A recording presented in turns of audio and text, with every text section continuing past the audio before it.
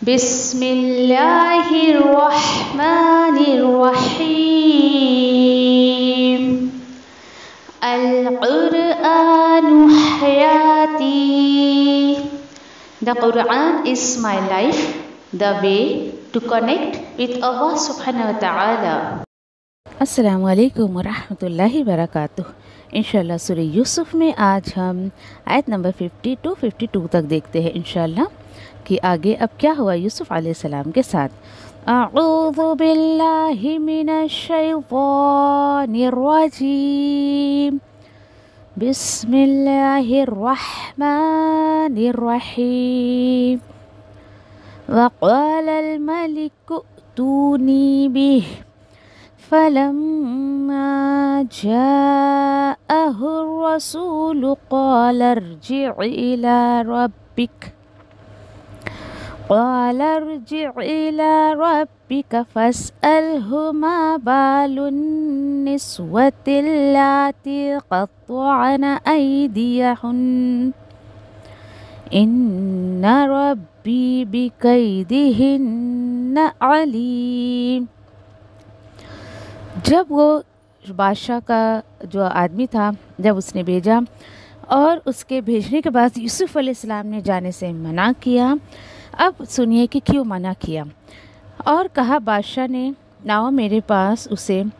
फिर जब वो आया यूसुफ अलैहिस्सलाम के पास, उस बादशाह का कासिद, यूसुफ अलैहिस्सलाम ने कहा वापस जाओ अपने आका के पास और ज़रा फिर उनसे पूछो कि क्या मामला हुआ उन औरतों का जो ज़ख्मी कर बैठी थी अपने हाथों को। बेशक मेरा रब उनकी साजिशों को खूब जानता है। आयत नंबर 51 देखते हैं। क़ाल मा ख़त्बुकुन्ना इज़ रावत्तुन्ना यूसुफ़ अन नफ़्सिही क़ुल्ना हाशा लिल्लाहि मा अलिम्ना अलैहि मिन सू। क़ालत इम्रअतुल अज़ीज़िल आना हफ़्हफ़ल हक़्क़ अना रावत्तुहु अन नफ़्सिही व इन्नहु लमिनस सादिक़ीन। यूसुफ अलैहिस्सलाम के इस पैगाम पर बादशाह ने पूछा क्या मामला बना तुम औरतों का जब तुमने आमादा करना चाहा यूसुफ को उसके जी के मुतालिक। वो सब औरतें कहने लगी पाक ज़ात अल्लाह ही की है, नहीं हमने पाई उसमें कोई भी बुराई। वो सब कहने लगी ये सब बातें। और फिर उसके बाद जो है वो अज़ीज़ मिस्र की बीवी ने कहा, जब सामने आ गई सारी सच्चाई, वो कहने लगी कि मैंने ही आमादा करना चाहा था उसे उसके जी के मुतालिक, और बेशक ये बिल्कुल सच्चा है। आयत नंबर 52। ज़ालिक लियअलम अन्नी लकुम अख़ुन बिल ग़ैब व अन्नल्लाह ला यहदी कैदल ख़ाइनीन।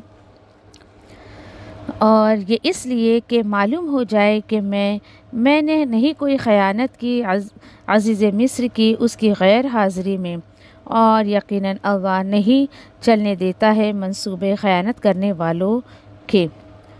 चले इंशाल्लाह इसकी जो है वो तफसीर देखते हैं। बहुत ही खूबसूरत पैगाम के साथ अल्लाह सुब्हाना तआला ने इन आयतों को उतारा है। जब ख्वाब की तावील उस जो है वो क़ैद के साथी ने जाकर अपने बादशाह को बताया कि देखिए भाई ये ख्वाब की आपकी तावील होगी इस तरीके से। अब आप सोचिए कि जो उसके बादशाह के जो बाकी अफसरान थे उन्होंने बिल्कुल बेकार सा ख्वाब बोलकर उसको रफ़ा दफ़ा करना चाहा, लेकिन बादशाह ने सोचा कि जिस शख्स ने इतनी खूबसूरत तावीलात बताई है वो कितना खूबसूरत होगा और वो कितना टैलेंटेड होगा। और उसने कुछ देर करे बग़ैर ही उसने जो है अपने कासिद को, अपने आदमी को भेजा कि जाओ उस शख्स को मेरे पास ले आओ जिसने ये तावीलात बताई है। सोचिए यूसुफ अलैहिस्सलाम भी तो ये चाहते ना कि मुझे बाहर निकाल दिया जाए। अब आप सोचिए यूसुफ अलैहिस्सलाम वहाँ तैयार बैठे हुए हैं। अब ये बंदा जाता है, बादशाह ने कहा जाओ उसे मेरे पास लेकर आओ। अब जब वो आया तो आपको क्या लगता है यूसुफ अलैहिस्सलाम चले गएंगे उनके साथ? جی نہیں۔ یوسف علیہ السلام نے کیا جواب دیا کہ نہیں، میں تو نہیں جاؤں گا وہاں پر، تم واپس اپنے مالک اپنے آقا کے پاس چلے جاؤ اور ذرا ان عورتوں کے بارے میں پوچھو، وہ بھولی بھالی سی بیچاری عورتیں جنہوں نے اپنے ہاتھوں کو زخمی کر لیا تھا، خود ہی انہوں نے جو ہے وہ زخمی کر لیا تھا۔ ہاں، اور جو بھی ان کی چالیں تھیں، میرا رب تو ان کی چالوں کو بہت اچھے سے جانتا ہے۔ دیکھیے ذرا الفاظ پہ غور کریں، محسن ایسے ہوتے ہیں۔ یوسف علیہ السلام نے نیگیٹیو بات نہیں کی، یہ نہیں کہا اوہو ذرا جا کر اپنے بادشاہ سے کہو کچھ عورتیں تھیں جو مجھ پر دوڑے ڈالتی تھی نعوذ باللہ، اور انہوں نے میرے ساتھ نعوذ باللہ کچھ غلط کام کرنے کی کوشش کی، کچھ بھی نہیں۔ جی ہاں، آج دیکھیں کہ حیرانی ہوتی ہے کہ لوگ ایک دوسرے کی برائیوں کو جو ہے وہ اچھالنے کی کوشش کرتے ہیں۔ کچھ انہیں ذرا سے کسی کی بری بات پتہ چل جائے تو اس پر پردہ ڈالنے کے بجائے یا اسے لیٹ گو اگنور کرنے کے بجائے اسے اچھالنے کی کوشش کرتے ہیں۔ آپ یہاں پر یوسف علیہ السلام کا کردار دیکھ سکتے ہیں، بالکل ہی بس بولے ارے بھولی بھالی عورتیں تھیں، نادان تھیں، ارے ان سے ایک غلطی ہو گئی تھی، ذرا پتہ تو کرو۔ یعنی کہ انہوں نے دیکھیے کہ ڈھکے چھپے الفاظ میں کہا کہ جا کر بھائی میرے اوپر ایک کیس ہے ایسا ایسا، آپ اس کو ری اوپن تو کرو، ری اوپن کرنے کے بعد ذرا میری بے گناہی کو ثابت تو کرو۔ اور اس میں بہت بڑی حکمت چھپی ہوئی ہے، دیکھیے کس طریقے سے یوسف علیہ السلام چاہتے تو بادشاہ کے کہنے پر یوں کہ چلے جاتے ان کے آدمی کے ساتھ۔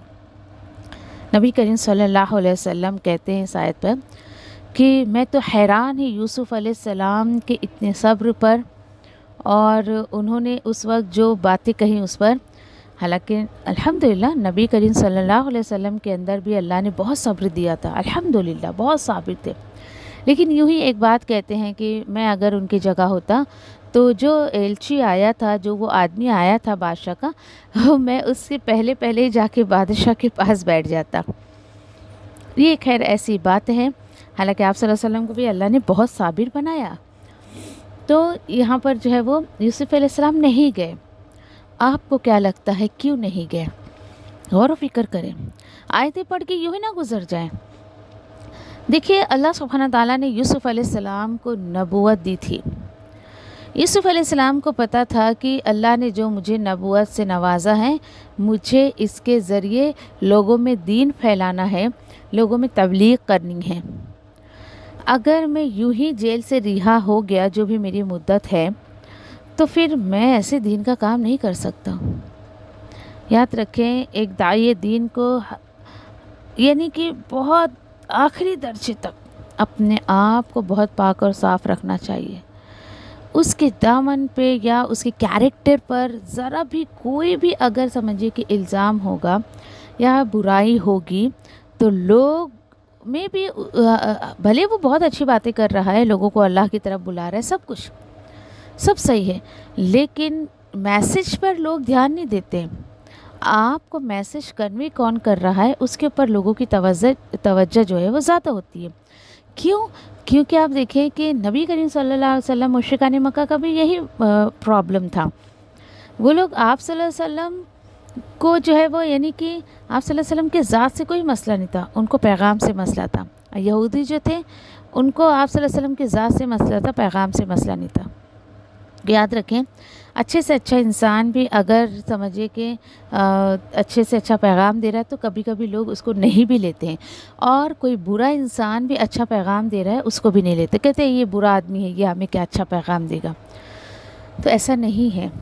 ایک داعی دین کو اپنے ماضی کو بہت نیٹ اینڈ کلین رکھنا چاہیے تاکہ اللہ کے راستے میں کسی بھی طریقے کی کوئی رکاوٹ اللہ کے حکم سے نہ آ سکے۔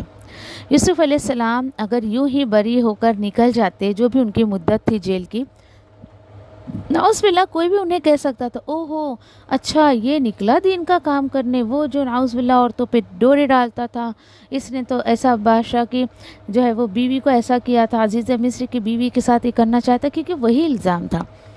بہت ساری عورتوں کو پھسلانے کی کوشش کی تھی، نعوذ باللہ، استغفر اللہ۔ سوچیے یہ بالکل بھی الزامات اپنے ساتھ لے کر یوسف علیہ السلام دین کا کام نہیں کر سکتے تھے. کیوں؟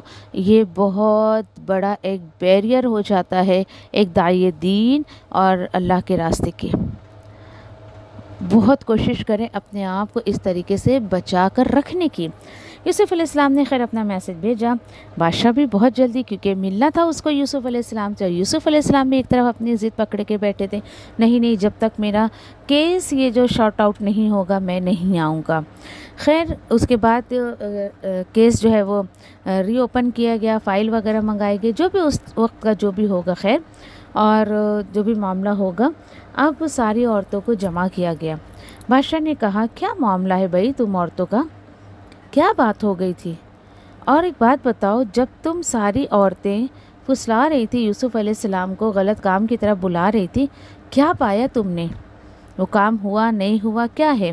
تو اس کے بعد دیکھے کہ یہاں پر جو ہے مصر کی جو عورتیں تھیں جو اس وقت وہاں پر تھیں، انہوں نے کہا ہاشا للہ.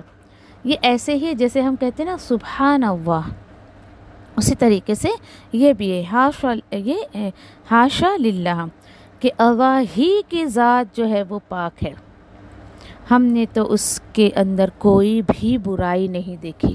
سبحان اللہ. تو برائی تھی نہیں تو وہ کہاں سے دیکھیں گے؟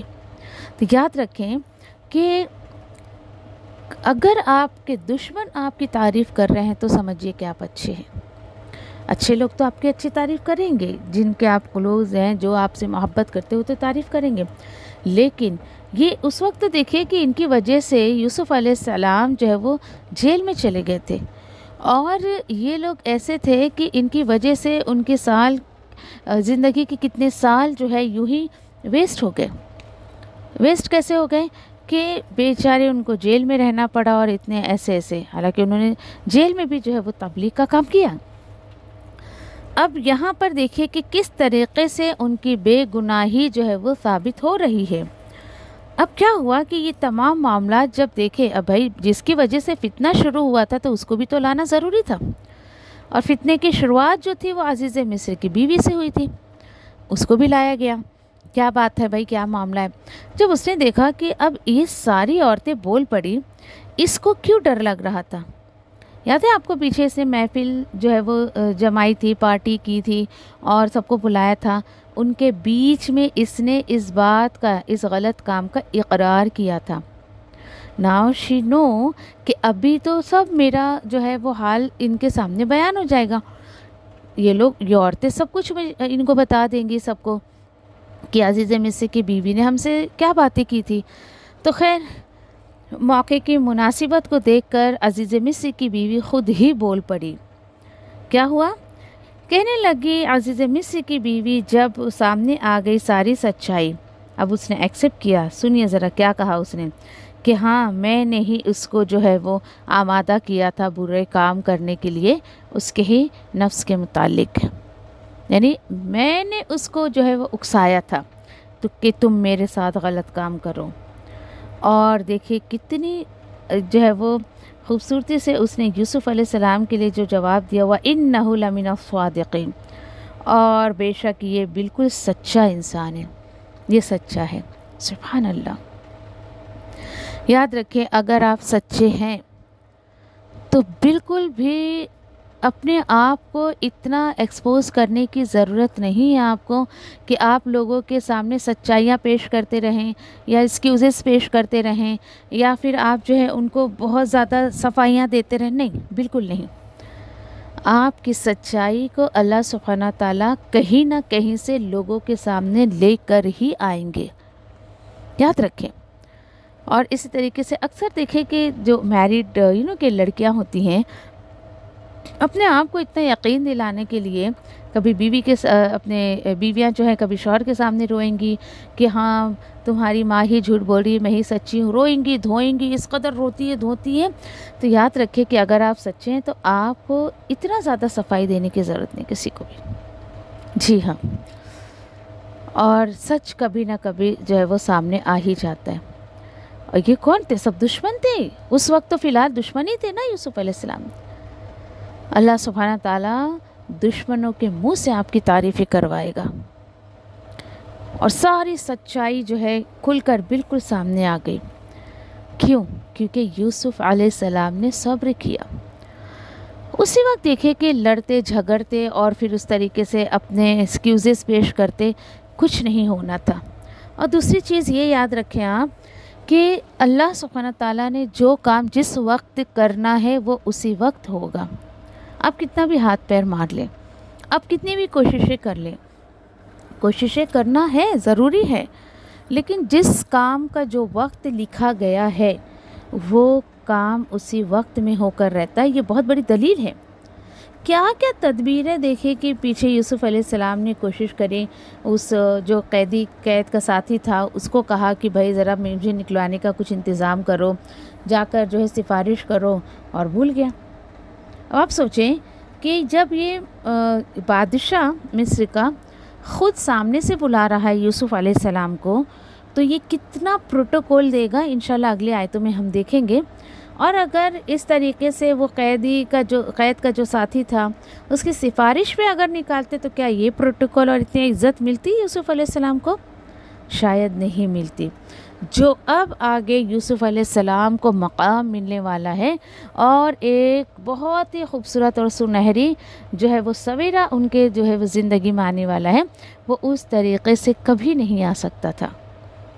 اب جب سارے معاملات ہو گئے اس کے بعد آیت نمبر 52 میں دیکھیے، ذالکا، یہ اس لیے، یعنی یہ میں نے اس بات کا خلاصہ اس لیے کیا تاکہ معلوم ہو جائے کہ میں نے جو ہے کوئی خیانت نہیں کی اس کی غیر موجودگی میں، اور یقیناً اللہ نہیں جو ہے وہ چلنے دیتا ہے، یعنی چالیں جو ہے وہ بیکار خیانت کرنے والوں کی چالوں کو کامیاب نہیں کرتا ہے۔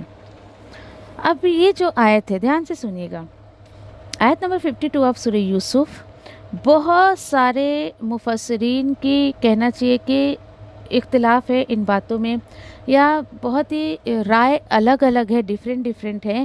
اینڈ کیونکہ یہاں پر اللہ سبحانہ تعالیٰ نے کلیئرلی نہیں شو کیا ہے کہ یہ جو جملہ ہے اینڈ آگے کا جو جملہ ہے وہ عزیز مصر کی بیوی کا ہے یا یوسف علیہ السلام کا ہے۔ تو اگر ہم دونوں ہی پہلوؤں سے دیکھیں تو صحیح ہے، کچھ مفسرین نے اس کو عزیز مصر کی بیوی کا جملہ کہا ہے کہ کس طریقے سے، اب ہم اس کو لنک کر کے دیکھتے ہیں، ٹھیک ہے۔ جب یہاں پر اس نے کہا عزیز مصر کی بیوی نے کہ نہیں یقیناً وہ سچا ہے، اور تم لوگ یہ سن لو، میں نے جو ہے اپنے شوہر کے سامنے کچھ کہا پہلے، ہاں جب یہ پکڑی گئی تھی، اپنے دوستوں کے سامنے کچھ کہا، اب میں بالکل سچ کہہ رہی ہوں سارے لوگوں کے سامنے، اب میں جھوٹ نہیں بول رہی ہوں، اور میں نے یہ سچائی، یہ اپنی خود کی برائی کو اس لیے ایکسیپٹ کیا ہے تاکہ میرے شوہر کو پتہ چل جائے کہ میں نے اس کے پیچھے یوسف کے ساتھ کوئی خیانت نہیں کی ہے۔ اور آتا ہے ایسے مفسرین اور بھی اسکالرس نے لکھا ہے، اس طریقے سے آتا ہے تفاسیر میں کہ یہ جو ہے کہ اب میں سدھر گئی ہوں، یا میں بہت اب اچھی ہو گئی ہوں، کیونکہ مجھے پتہ ہے کہ بیکار چال چلنے والوں کو اللہ ہدایت نہیں دیتا ہے، راہ نہیں سجاتا ہے۔ تو ایک اشارہ یہ بھی لیا جا سکتا ہے کہ میں بھی اللہ نے اس کو جو ہے وہ ہدایت دے دی ہوگی بعد میں، اللہ عالم، اتنا کلیئریفائی نہیں یہاں پہ اللہ نے کیا ہے، تو ہمیں بھی ان سب چیزوں میں نہیں پڑھنا ہے، بس آیتیں ہمیں جو میسج دے رہی ہے اس کے بارے میں ہمیں سوچنا ہے۔ چلے، یہ تو اگر عزیز مصر کے طرف سے لیں تو یہ بات تھی، ٹھیک ہے۔ اگر اس جملے کو ہم یوسف علیہ السلام کی طرف لے جاتے ہیں تو بھی کیسا ہوگا یہ کہ یوسف علیہ السلام، یعنی ساری یہ جو وارداتیں ہو گئیں، سارا کیس یہاں پہ شارٹ آؤٹ ہو گیا، پھر یوسف علیہ السلام کی طرف اگر اس آیت کو لیں تو یوسف علیہ السلام یہ ظاہر کرنا چاہ رہے ہیں کہ یہ جو معاملہ میں نے اس لیے کھلوایا تھا تاکہ یہ جو عزیز مصر جس نے مجھے اپنے گھر میں بہت اچھے سے رکھا، مجھے ایک یعنی کہ ایک پروٹوکول دیا، بہت عزت دی، تو میں نے اس کی گھر کی عزت پر کوئی نظر نہیں ڈالی، یا نعوذ باللہ میں نے کوئی خیانت نہیں کی، یا میں نے کوئی ہاتھ نہیں مارا، استغفر اللہ۔ تو اینی ہاؤ اللہ عالم، جو ہے اللہ کو بہتر پتہ ہے کس کا جملہ ہے کس کا نہیں، لیکن اگر ہم دونوں پوائنٹ آف ویو سے لیں تو اس طریقے سے ہم اس بات کو جو ہے وہ سمجھ سکتے ہیں کہ یوسف علیہ السلام بھی یہی کہہ رہے ہیں کہ دیکھو مجھے پتہ ہے کہ رب جو ہے وہ متقیوں کے ساتھ ہوتا ہے. اگر میں کسی کی جو ہے وہ کسی کی خیانت کروں یا کسی کے جو ہے وہ چیزوں کو جو ہے وہ اس کی جگہ سے ہٹا دوں یا کسی بھی طریقے سے میں جو ہے کسی کا حق ماروں تو مجھے پتہ ہے اللہ سبحانہ تعالیٰ مجھے کبھی بھی ہدایت نہیں دیں گے. تو دونوں طریقے سے آپ اس کو اگر سمجھ لیں تو بھی کوئی بات نہیں. بہت ساری آتا ہے جنہوں نے عزیز مصر کی طرف اس آیت کو لیا ہے، منسوب کیا ہے، تو وہ بہت سارے ریفرنسز دیتے ہیں کہ دیکھو یہ کیس تو بادشاہ کے دربار میں چل رہا ہے، ٹھیک ہے، اس کے محل میں چل رہا ہے. بادشاہ جو تھا یوسف علیہ السلام تو ابھی جیل میں ہیں. اس طریقے سے بھی بہت سارے مفسرین نے جو ہے خلاصہ کیا ہے. تو خیر جو بھی ہے اللہ کو بہتر پتہ ہے. ہمیں میسج لینے سے مطلب یہ ہے کہ کبھی بھی انسان دیکھے کہ جب کسی کی خیانت نہیں کرتا ہے تو اللہ سبحانہ تعالیٰ اس کے بے گناہی کے راستے آسان کرتا ہے اور اس کو جو ہے وہ بے گناہ ثابت کر کے چھوڑتا ہے اللہ سبحانہ تعالیٰ. اور الحمدللہ یوسف علیہ السلام کے ساتھ بھی اللہ سبحانہ تعالیٰ نے یہی معاملہ کیا. تو یہاں پر آیتیں ہم رکھتے ہیں انشاءاللہ. مجھے امید ہے کہ آپ کو بات سمجھ آ گئی ہوگی. تو یاد رکھیں یوسف علیہ السلام کی زندگی کا یہ اتار چڑھاؤ آپ محسوس کر سکتے ہیں. اور ایک چیز یاد رکھیں کہ سچ بولیں، سچ کا ساتھ دیں اور سچوں کے ساتھ رہیں. قرآن ہمیں یہ بہت بیسک میسج دیتا ہے.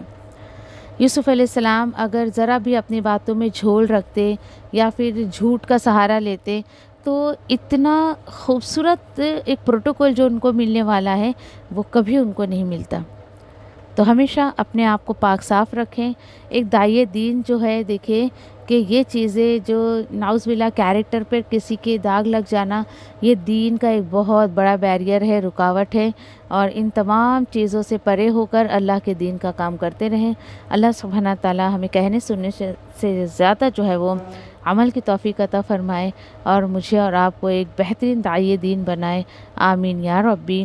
سبحان اللہ و بحمدہ، سبحانک اللہم و بحمدک، نشہد ان لا الہ الا انت، نستغفرک و نتوب الیک. ربنا تقبل منا انک انت السمیع العلیم وتب علینا انک انت التواب الرحیم. آمین یا رب العالمین. السلام علیکم ورحمۃ اللہ وبرکاتہ.